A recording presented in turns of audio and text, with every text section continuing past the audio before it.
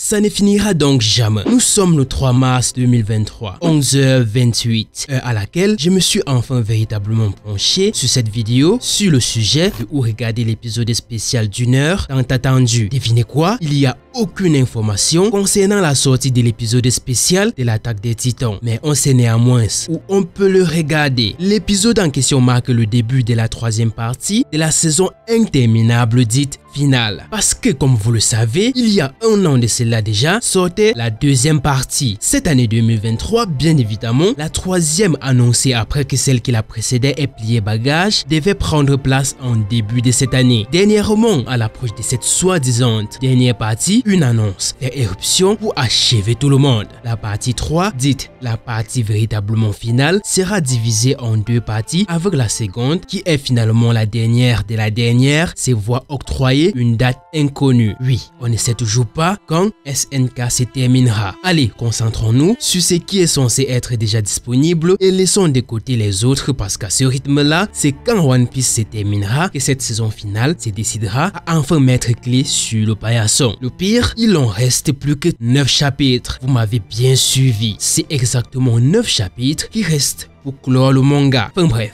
Crunchyroll pendant cette période d'attente n'a cessé de véhiculer toutes les informations qui concernent cet épisode de la première partie et la partie finale. Sauf qu'à la veille de la sortie de l'épisode, aucune information pour la disponibilité française. Joji, mi-journée, toujours rien. Ce même cas s'était déjà répertorié il y a pas si longtemps avec le retour de Bleach avec Sony. Et c'est des mois après que l'anime fut annoncé sur leur plateforme pour les francophones. Pour SNK, en ce qui concerne Crunchyroll, les choses ne vont pas se passer pareil. Ils ont déjà précisé que l'épisode d'une heure sera divisé en 3 épisodes pour éviter le crash du site. Oui, parce que quand Wakanim était solo et avait l'exclusivité de l'anime, une fois par semaine pendant les sorties de l'épisode, le site crashait. N'est pas précisé l'heure, serait-il une technique pour éviter que tout le monde ne se verse en rafale sur le site et le fasse crasher? Une seule certitude, SNK sera disponible sur cette plateforme Crunchyroll.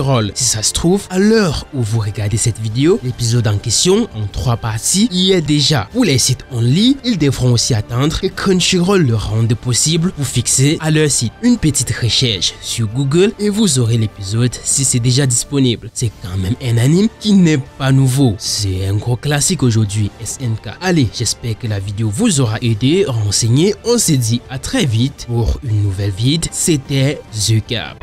Yo, I ain't here for the money, I ain't here for the fame.